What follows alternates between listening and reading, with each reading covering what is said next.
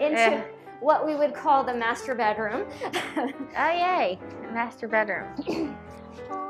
Yeah. So this is what we would call the master bedroom. This is where Johannes and Anna Maria slept, and they would keep a baby up to about age 3 with them down in this room. So a baby would start out in a cradle like this one, and you'll notice there's a frame on top and then this cloth.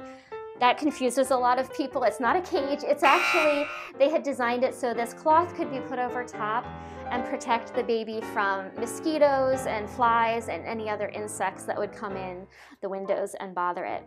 And you'll also notice there's a strap, which they called a tape. That's a small woven strap.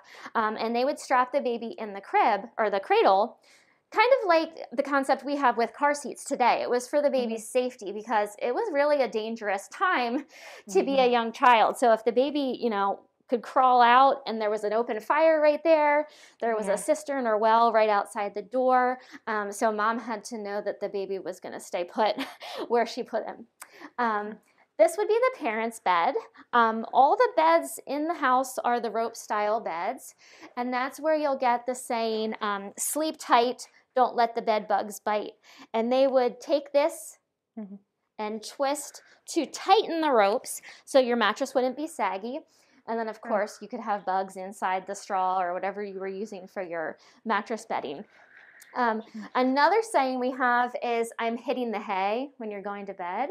And they would actually use this mattress smoother to hit and smooth the hay down so that their mattress was smooth and not lumpy. We have an example here of a man's nightgown and a woman's nightgown. They would both wear nightgowns to bed. In addition, the woman would also wear a haba, which is this head covering that I have. And underneath is a trundle bed, and this is where you could pull it out the whole way at night and your toddler-aged children could sleep on this. And then what was this cradle here then? This is just another example of an early cradle. This is from the Bomberger family that I mentioned over in the museum. Oh, okay. They've donated a lot of things to the museum. And this actually came through, I don't know how many generations of the Bomberger family, but it's many generations of their family. Gotcha. This is a kas, which is kind of like a wardrobe where they would store their linens and clothing. I'll let you take a peek in here.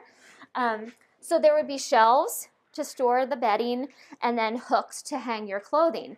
And that would have been plenty of space because they didn't have, you know, a whole closet full of clothes the way we do today. It was a lot of work to make clothes, and so you really only had a few things to wear. And then one more item I'll point out in the corner is another sampler. This was made by Sophia Miller in 1832. And Miller is the anglicized version of Mueller, the German name. And she was actually a granddaughter of Johannes and Anna Maria. Her father, John, died when she was a year old, and so she ended up living in this house with her Aunt Susanna and Uncle Frederick for quite a few years while she was attending Linden Hall, and so she would have made that while she lived in this house. Gotcha. And I forgot to mention, Johannes and Anna Maria had the 4 children, but their oldest daughter, Elizabeth, died only a year after they built this house, and she had just turned 5 in September 1793.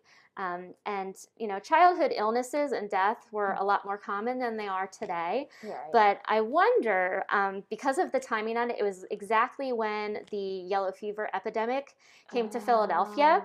So we don't know for sure what the cause of death was, but it could have been that. Oh my